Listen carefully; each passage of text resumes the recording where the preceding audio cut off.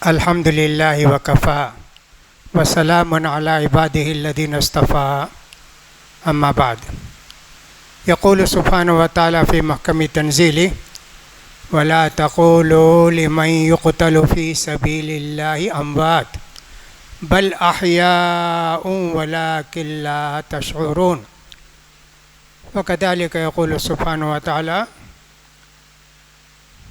ولا تحسبن الذين قتلوا في سبيل الله امواتا بل احياء عند ربهم يرزقون۔ محترم بھائیوں، پیاری بہنوں، بچوں، بزرگوں، محرم کا مہینہ چل رہا ہے۔ آج محرم کی 9 تاریخ۔ اب کل آنے والا دن محرم کی 10ویں تاریخ ہے۔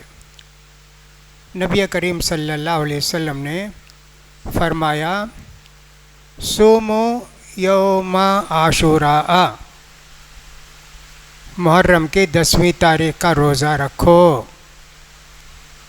ابو قتادہ رضی اللہ تعالیٰ عنہ کی روایت میں ایسا ہے سئل رسول اللہ صلی اللہ علیہ وسلم عن صوم یوم عرفہ فقال کفارۃ سنتین وسئل عن صوم یوم عاشوراء قال کفارۃ سنتین۔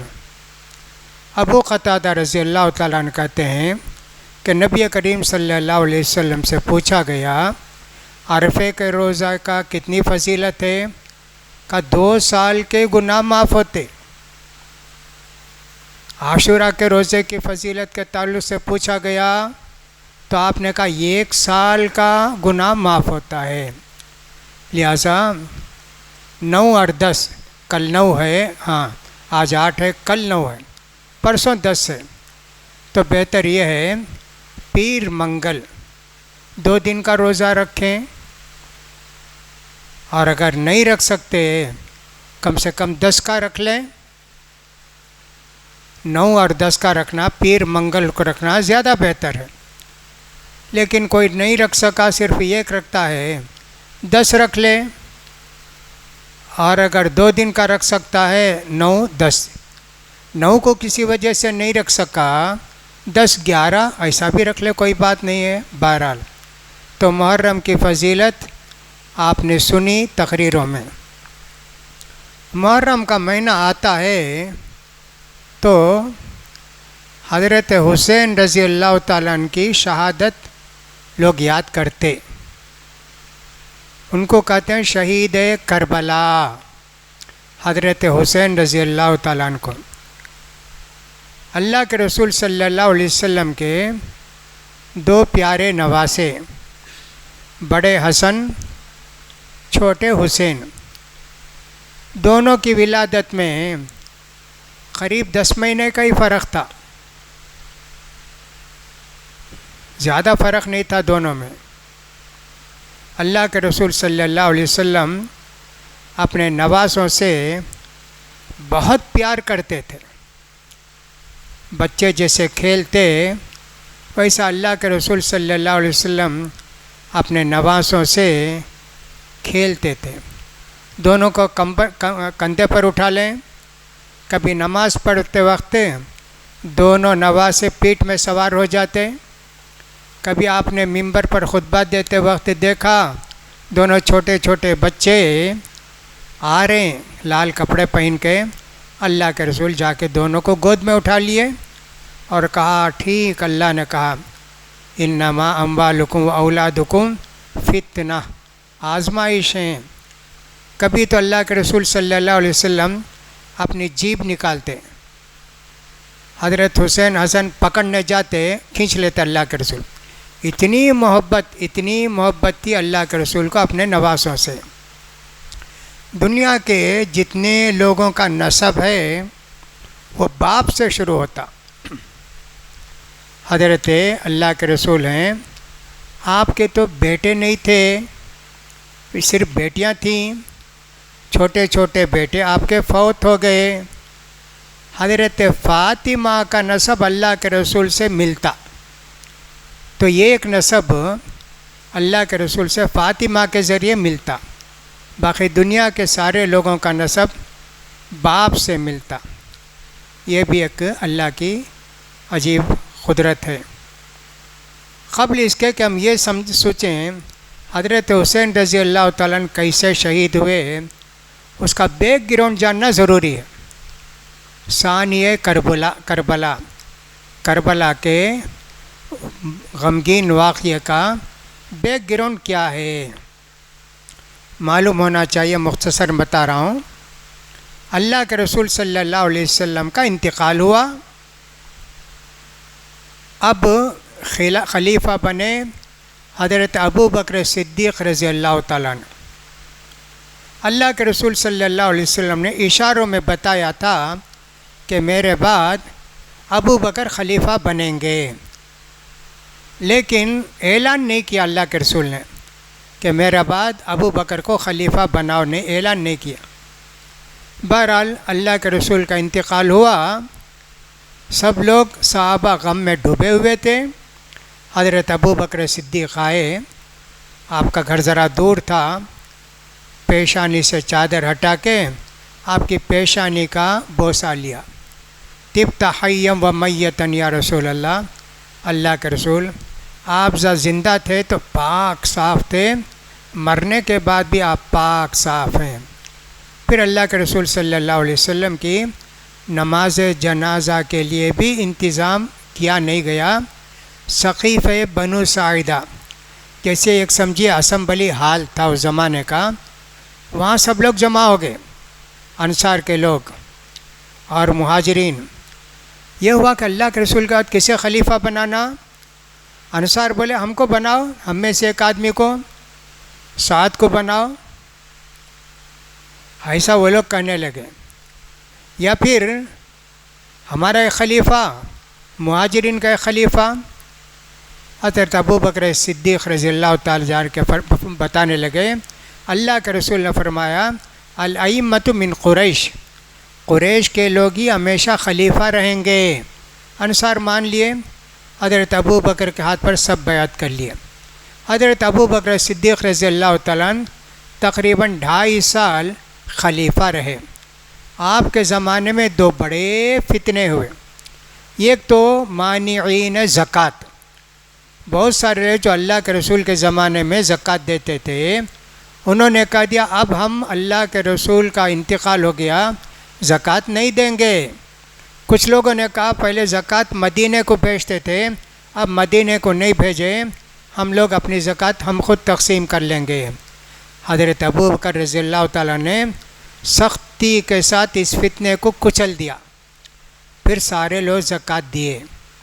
دوسرا بڑا فتنہ یہ تھا، اللہ کے رسول صلی اللہ علیہ وسلم وفات سے پہلے اسامہ بن زید کو ایک لشکر کا کمانڈر بنا کے 18 سال کے نوجوان تبوک کی طرف بھیجا۔ ابھی مدینے کو اس سے نکلے بھی نہیں تھے، اللہ کے رسول کا انتقال ہو گیا۔ اب وہ لشکر واپس آ گیا، پھر اس کے بعد لشکر بھیجنا تھا۔ لوگوں نے کہا مت بھیجیے لشکر، سارے لوگ انتظار میں ہیں مدینے پر حملہ کرنے کے لیے۔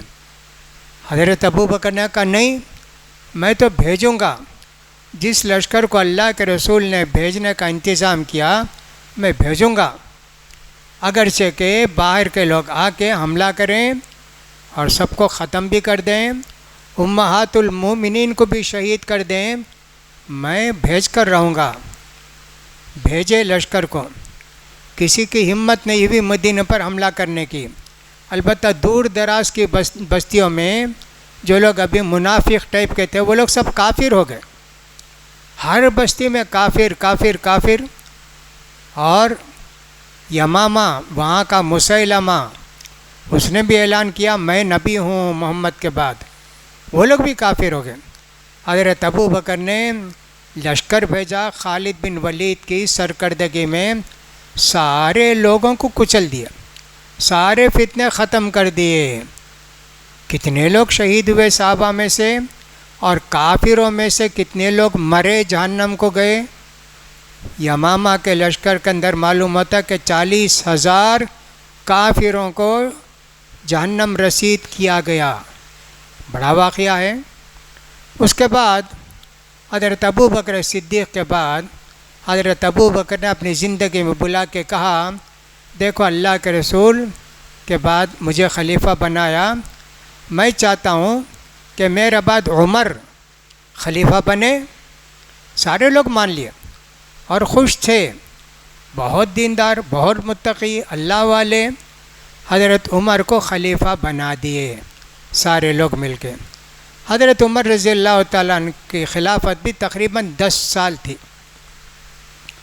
کتنے ممالک فتح کیے، روم، فارس، بڑی سلطنتیں، دونوں سلطنتوں کو حضرت عمر نے لشکر بھیج کر ختم کر دیا۔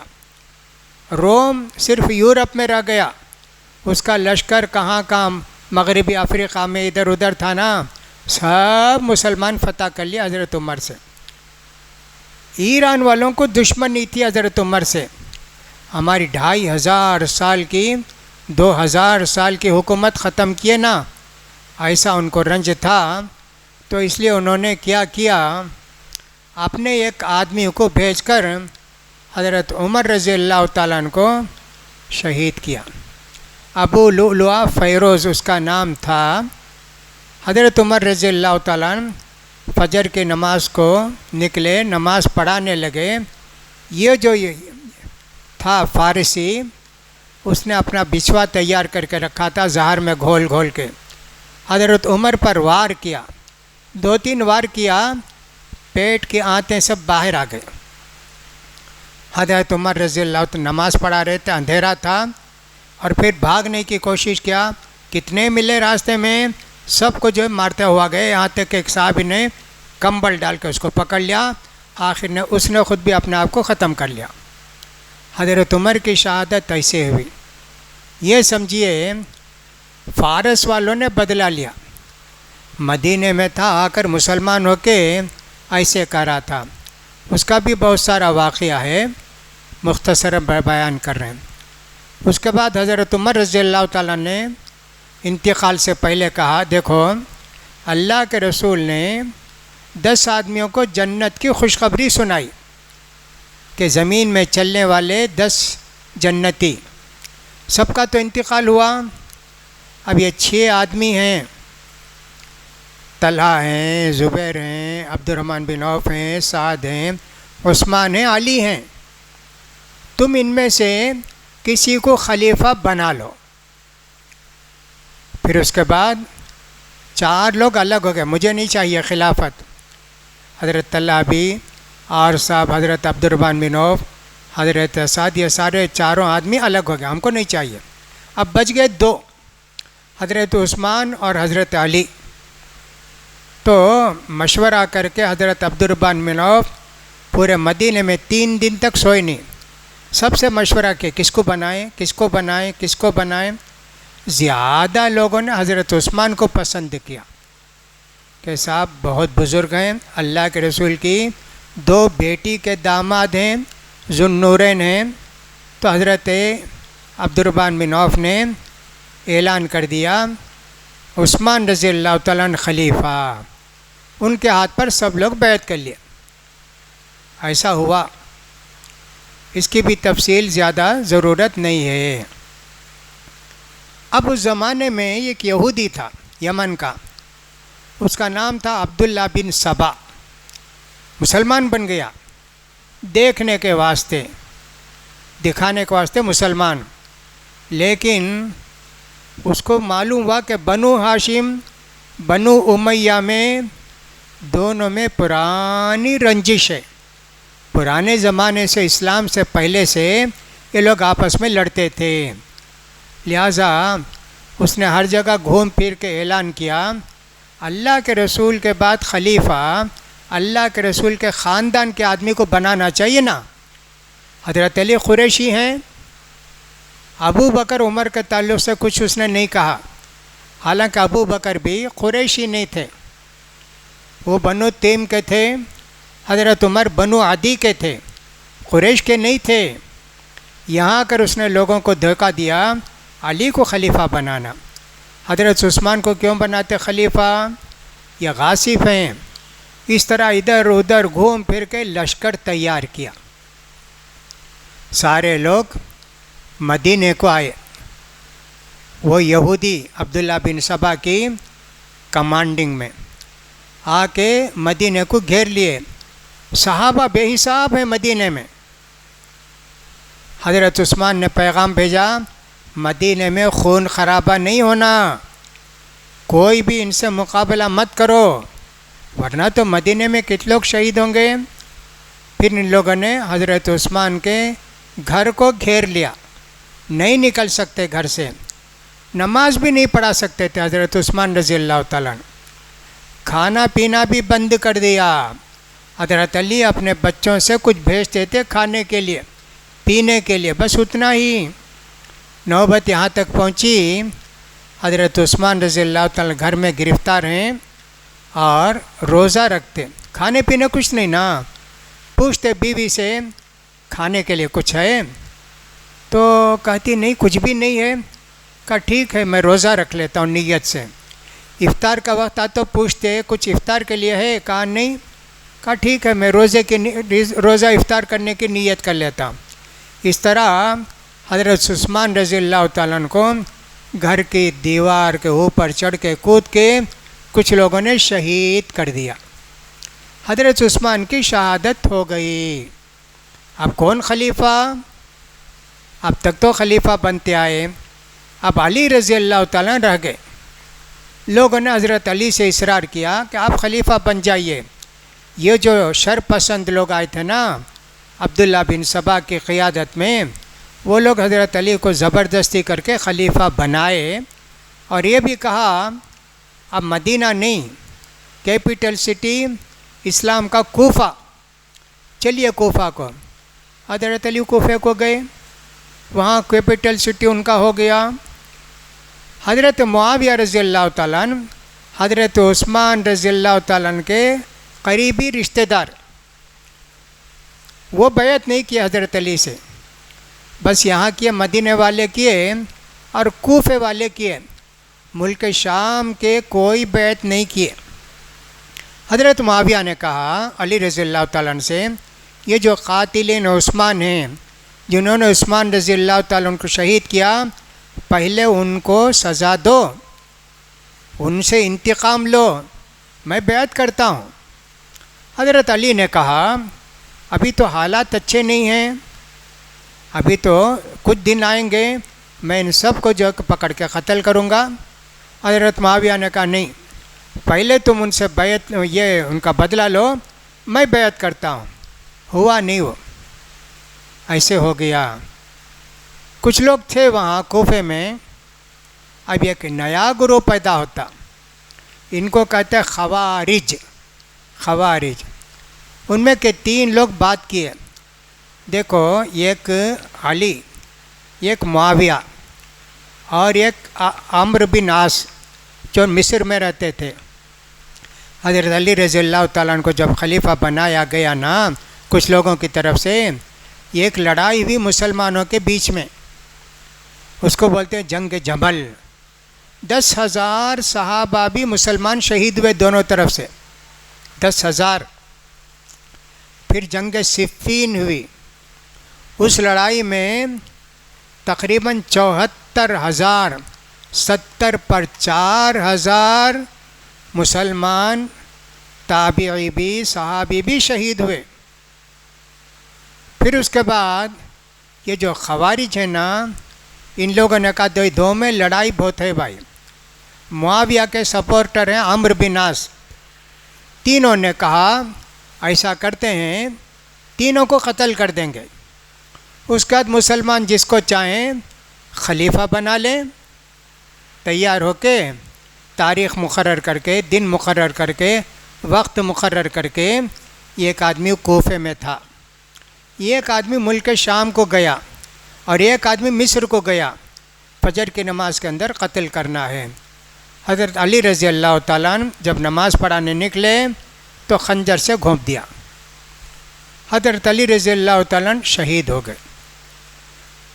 حضرت معاویہ نکلے اندھیرے میں جو مارا چاقو وہ کہیں اور لگا، پیٹ میں نہیں لگا، زخم آیا، حضرت معاویہ بچ کے نکل گئے۔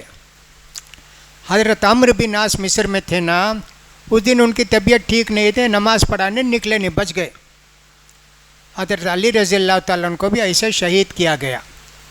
حضرت علی رضی اللہ تعالیٰ عنہ جب شہید ہو رہے تھے، جان آپ کی جا رہی تھی، لوگوں نے پوچھا آپ کے بیٹے کو خلیفہ بنا دیں حسن کو؟ کہا میں نہیں بولتا بناؤ، میں منع بھی نہیں کرتا اور حکم بھی نہیں دیتا، تم مشورے سے جس کو چاہو خلیفہ بنا لو۔ اب تک 20 پر 9 سال 6 مہینے ہو گئے ہجرت کے۔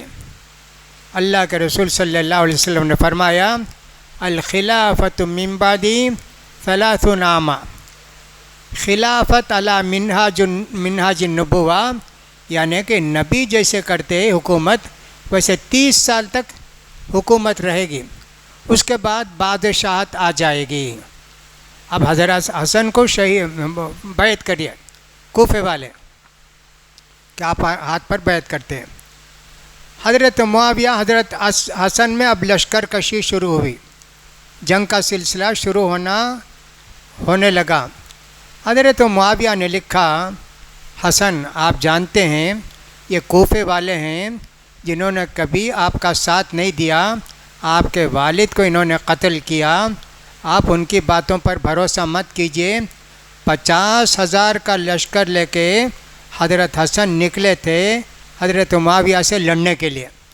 درمیان میں خط آیا حضرت معاویہ کا، اتنے 1 لاکھ کے قریب شہید ہو گئے نا، آپ اس جنگ کو جاری مت رکھیے، اس جنگ کو ختم کیجیے۔ حضرت حسن بولے ٹھیک ہے، میں خلافت سے دستبردار ہو گیا، آپ خلیفہ، لیکن میری کنڈیشن ہے وہ پورا کرنا۔ حضرت معاویہ ایک بلانک پیپر بھیجے، جو کچھ چاہتے لکھو اس میں سب مانتا ہوں۔ حضرت حسن کیا کیا کنڈیشن لکھنا سب لکھے۔ اس کے بعد حضرت معاویہ پوری کنڈیشن پوری کرے، حضرت حسن رضی اللہ تعالیٰ عنہ خلافت سے الگ ہو گئے۔ اب پورے لوگ حضرت معاویہ سے بیعت کر لیے۔ اس کو بولتا عام الجماعہ، لڑائی جھگڑے کا دور ختم ہوا اور سارے لوگ مل گئے، ایسا ہوا تو الحمدللہ۔ اب اس کے بعد یہ کوفے والے حضرت معاویہ رضی اللہ تعالیٰ نے حکومت ہو گئی۔ 10 سال گزرے، ایک صحابی حضرت مغیرہ بن شعبہ انہوں نے آ کے کہا معاویہ رضی اللہ تعالیٰ عنہ سے، دیکھو مسلمان اتنے شہید ہوئے 1 لاکھ کے قریب، اگر آپ اپنا ولی عہد نہیں بناتے ہیں پھر بھی لڑائی ہوگی، پھر بھی ہزاروں آدمی شہید ہوں گے، آپ کسی کو اپنا ولی بنا دیجئے کہ میرے بعد خلیفہ فلاں، ایسا کر دیجئے۔ حضرت معاویہ رضی اللہ تعالیٰ نے کہا ٹھیک ہے تمہاری بات معقول ہے۔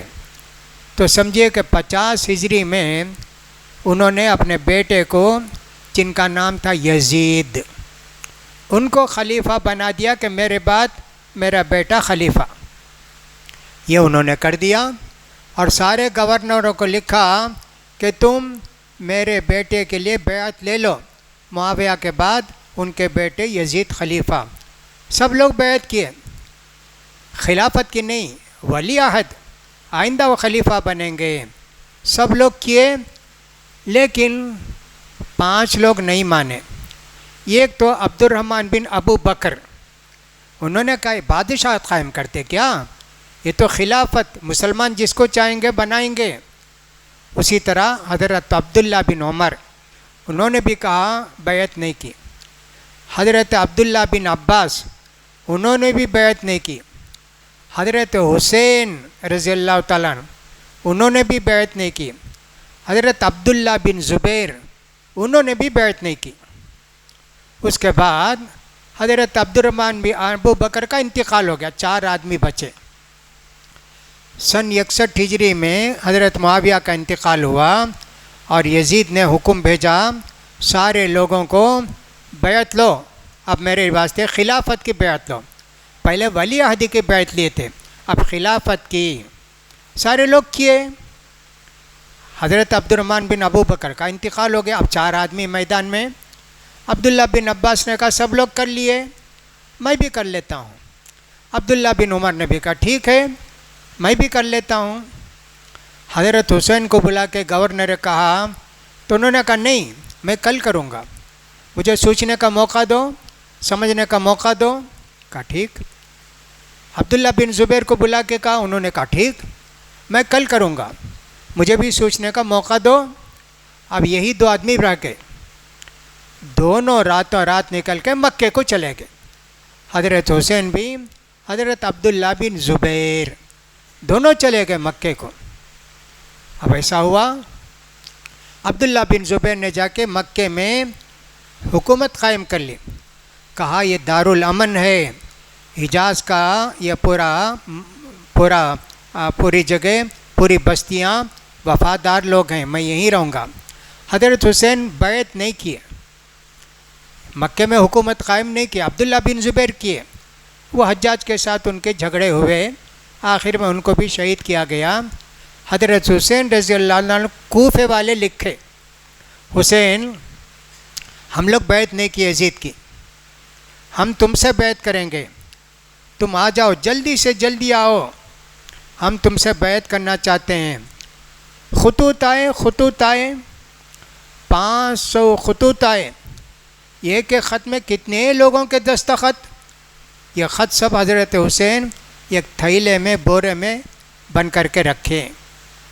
اور بار بار جب مطالبہ ہوا تو حضرت مسلم بن عقیل کو بھیجے, ہے نا, علی رضی اللہ تعالیٰ عنہ کے ایک بھائی کا نام عقیل, ان کے بیٹے کو بھیجے, جاؤ کوفے میں کیا ہے صحیح ہے کیا دیکھو. وہ گئے, جا کے کوفے میں دیکھے اتنے پرجوش لوگ حضرت حسین کی بیعت کے لیے, آپ کے ہاتھ پر حضرت حسین کے لیے بیعت کرتے, حضرت حسین کے لیے بیعت کرتے. 1-2 دن میں 10,000 آدمی بیعت کر لیے. حضرت مسلم بن عقیل فوراً لکھے حضرت حسین کو جلدی آؤ, ماحول سازگار ہے, سارے لوگ آپ سے بیعت کرنا چاہتے ہیں, دیر مت کیجیے, اب سارے لوگ حج کو جا رہے ہیں. حضرت حسین بول رہے نہیں میں جاؤں گا کوفہ. لوگوں نے منع کیا مت جائیے, بے وفا لوگوں کی بستی ہے, ہرگز مت جائیے, یہ غدار لوگ ہیں, دھوکے باز لوگ ہیں. کہا دیکھو اتنے خطوط ہیں. اور مسلم بن عقیل بولے ہیں سب لوگ بیعت کے لیے تیار ہیں. عبداللہ بن عمر نے روکا, عبداللہ بن زبیر نے بھی روکا, مت جائیے, آپ مکے میں رہیے, مکے کی حکومت آپ سنبھالیے. نہیں میں جاؤں گا کوفے کو. عبداللہ بن عباس انہوں نے بھی منع کیا, حسین مت جاؤ, اگر مجھے اختیار ہوتا تو میں آپ کو یہیں بیٹھا دیتا اور آپ کا کرتا پکڑ کے یہیں بیٹھاتا. نہیں میں جاؤں گا. اچھا جاتے ہیں نا, تم جاؤ, بچوں کو, بیوی بچوں کو, عورتوں کو مت لے جاؤ. کہا نہیں سب میرے ساتھ ہیں. 70 آدمی سے زیادہ یہ لوگ آل بیت اور دوسرے لوگ بھی جو حضرت حسین کا ساتھ دینا چاہتے تھے سب نکل کر گئے, نکلنا شروع ہوئے. وہاں کیا ہوا, کوفے کے اندر سارے لوگ چھپ کر مسلم بن عقیل سے بیعت کر رہے ہیں. ایک آدمی تھے ان کا نام تھا ہانی بن عروہ, ان کا بڑا گھر تھا, اس گھر کے اندر حضرت مسلم بن عقیل کو پناہ دیے تھے. رات میں آ کے لوگ بیعت کرتے, کوئی لا کے تحفہ بھی دیتے. اس وقت یزید کی طرف سے کوفے کے گورنر تھے نعمان بن بشیر صحابی, وہی سب کیئر نہیں کرتے تھے, وہ سب ہوتا نہیں, کچھ بھی ہوتا نہیں. نیوز ملے تو بھی اس کو جو ہے ٹھکرا دیتے تھے. یزید کو خبر ملی بیعت ہو رہی ہے, یہ نعمان بن بشیر کچھ بھی نہیں کرتے ہیں. فوراً اس نے بصرے کے اندر جو گورنر تھا عبید اللہ بن زیاد, اس کو بولا تم کوفے کے بھی بصرے کے بھی گورنر. انہوں نے جا کے مسلم بن عقیل سے کہا آپ کو خلیفہ یزید نے نکال دیا, میں اب گورنر ہوں, یہ لیٹر ہے. کہا ٹھیک ہے. وہ ہٹ گئے اس عہدے سے. اب عبید اللہ بن زیاد اب یہ جاسوس تھے اس کے، سب کو دیکھتا کون کیا کرتے، اور مسلم بن عقیل کہاں چھپ کر ہیں، ان کو تلاش کرو۔ اپنے خاص آدمی کو پیسہ دیا، سمجھو کہ 2-4 ہزار روپے کی تھیلی دے کر بولا تو جا، اور وہ ہانی بن عروہ کے گھر میں ہی لوگ بتا رہے ہیں، تو جا کے ان سے بیعت کر کے پیسہ بھی دے کہ دیکھو یہ پیسہ تمہاری مدد کے واسطے میں دیتا ہوں۔ ویسا ہی کیا، وہ ایک CID تھا، جا کے بیعت کیا اور جا کے پیسہ بھی دے دیا، آ کے بول دیا وہی ہیں، وہ چھپ کر ہیں۔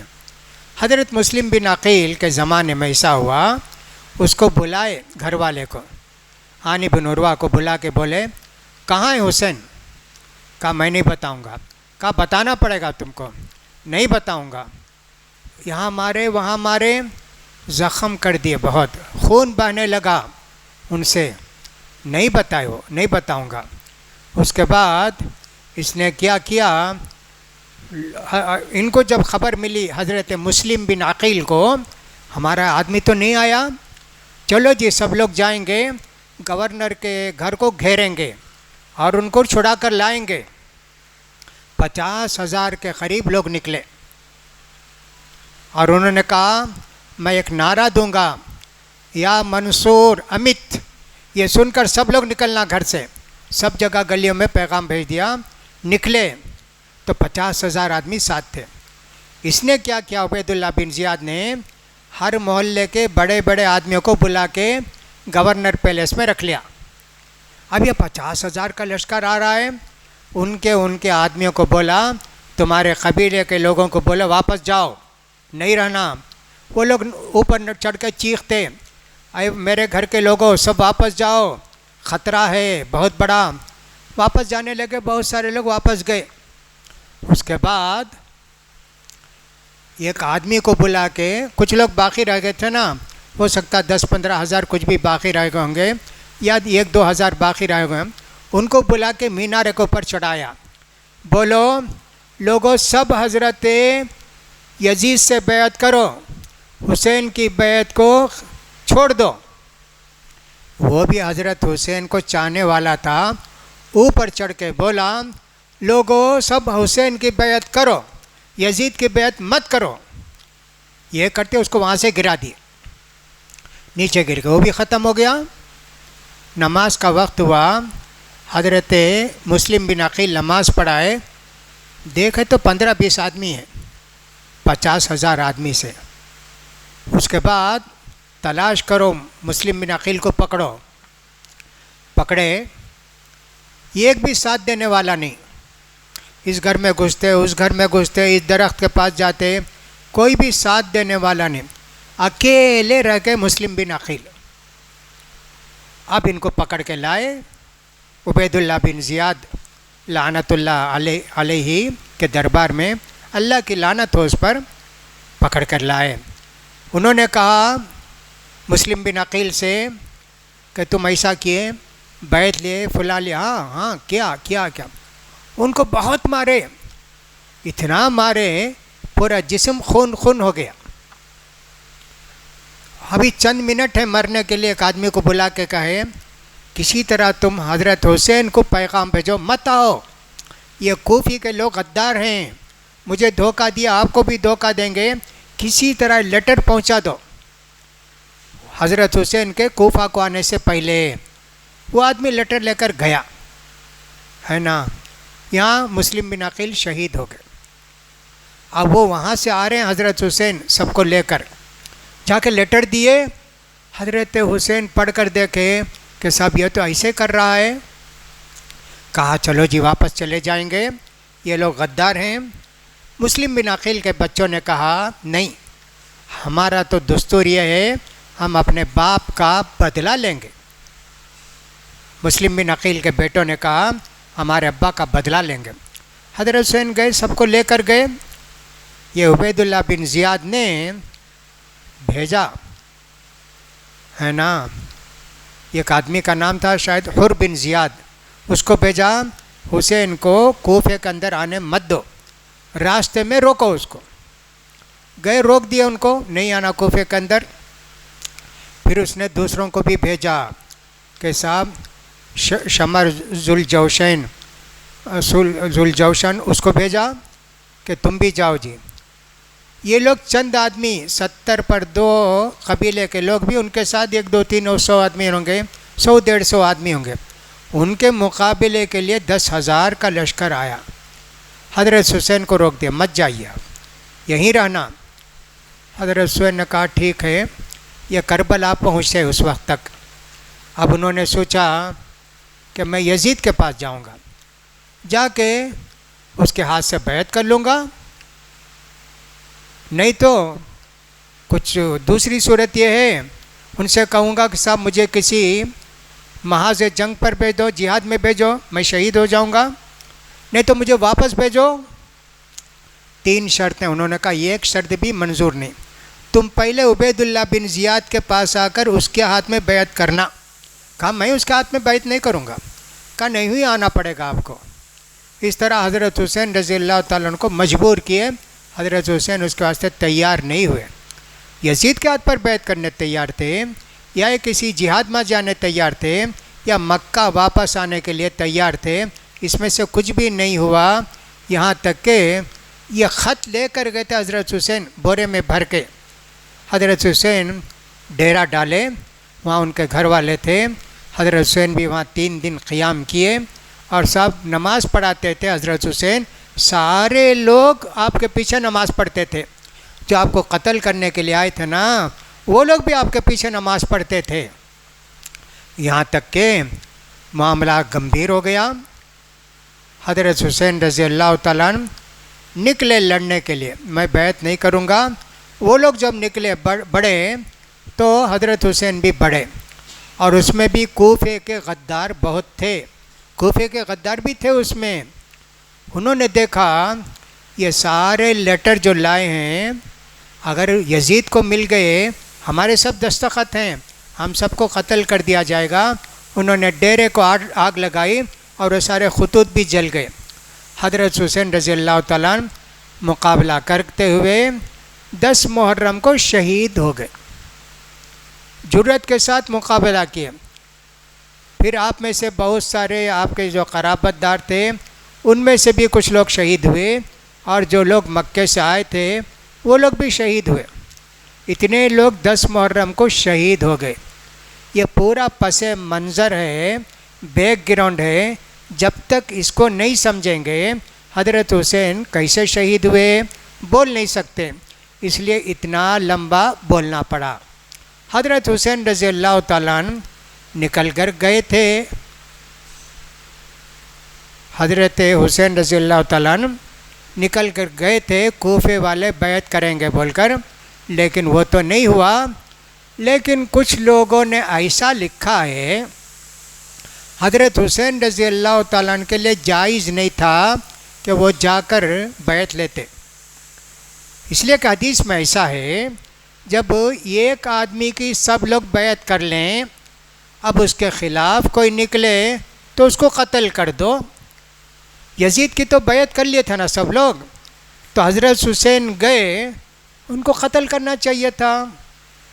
یہ فتویٰ ٹھیک نہیں ہے, اس لیے کہ پورے لوگ بیعت نہیں کیے تھے یزید سے, کوفے والے بیعت نہیں کیے تھے, اور اسی طرح دوسرے کچھ لوگ بھی بیعت نہیں کیے تھے. اس لیے حضرت حسین کا نکلنا مناسب نہیں تھا, لیکن غلط نہیں تھا. حضرت حسین یہ بادشاہت کو ختم کرنے کے لیے نکلے تھے. تو اس طرح حضرت حسین رضی اللہ تعالیٰ شہید ہو گئے 10 محرم کو. حضرت عمر رضی اللہ تعالیٰ محرم کی 1 تاریخ کو شہید ہوئے. تو حضرت حسین کا غم آج تک بھی یہ جو روافظ ہیں یہ لوگ مناتے ہیں. جیسا کہ آپ نے تمل میں سنا, ماتم کرتے ہیں, بیویوں کے زیور سب نکال کے رکھ دیتے ہیں. دوسرا بیویاں ہیں گھر کو بھیج دیتے ان کے کہ صاحب صحبت نہیں کرنا بیوی سے, کالے کپڑے پہن لیتے ہیں. اب آفسوں میں کام کرتے نا بہت سارے رافضی, وہ کالی پٹی باندھ کے جاتے ہیں 10 محرم تک. یہ سب کرتے ہیں. 10 محرم کو جلوس نکالتے, کوئی باغ کا حال ڈالتا اور کچھ اور کرتا, اور یا حسین کر کے مارتے, خون ہو جاتے. عورتیں بھی ایسا کرتی ہیں، وہ بھی مار کے سینہ کوبی کرنا بولتے ہیں اس کو، وہ سب بھی کرتے ہیں، آج تک بھی یہ ہو رہا ہے۔ اس سے پہلے ہم نے دیکھا اپنے بچپن میں یہ جام بازار ٹرپلکن وغیرہ کے اندر ماتمی جلوس نکلتا تھا، شیعہ بھی کرتے تھے اور یہ جو بریلوی ٹیپ کے سنی بولتے ہیں نا وہ بھی کرتے تھے، ان کو بھی یہ سب چیزیں معلوم نہیں تھی۔ حضرت حسین کے غم میں ایسا کرتے تھے، لیکن اب سب کو سمجھ میں آ گیا یہ ماتمی جلوس ختم ہو گئے، بہت کم ایک دو جگہ رہتے ہیں ایسا۔ حضرت حسین رضی اللہ تعالیٰ عنہ کی شہادت ہوئی، اللہ کے رسول صلی اللہ علیہ وسلم کے پیارے نواسے۔ حضرت حسین شہادت سے پہلے تقریر کرے، لوگوں اللہ کے رسول کی خاندان میں ایک ہی باقی ہوں، پھر اس کے بعد میرے بچے وغیرہ ہیں، آل رسول میں اب میں باقی ہوں صحابہ میں سے، کیا تم بھی مجھے قتل کرو گے؟ بہت سارے لوگ ایک تقریر سن کے حضرت حسین کے ساتھ شریک ہو گئے، چھوڑ کر آ گئے لشکر کہ اللہ کے رسول کے نواسے ان کا ساتھ دیں گے، وہ لوگ بھی شہید کیے گئے۔ اس طرح ایک المناک واقعہ، دردناک واقعہ 10 محرم کو پیش آیا۔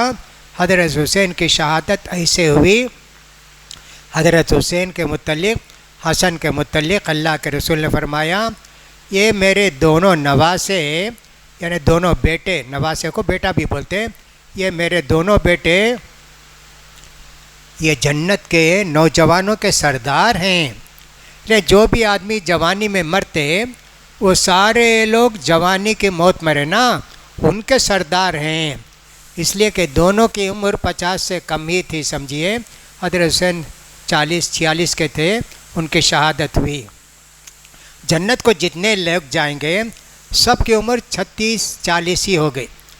80 سال کے بوڑھے مرے نا وہ بھی جوان ہو جائیں گے، جنت کو جو بھی جائیں گے وہ جوان بن کر جائیں گے۔ یہ جو اللہ کے رسول نے کہا یہ دونوں جنت کے نوجوانوں کے سردار ہیں، تو اس کا مطلب ہے کہ جتنے نوجوانی میں انتقال ہوئے ان کے سردار ہیں۔ ویسے اللہ کے رسول جو کچھ بولے وہ سب صحیح ہوا۔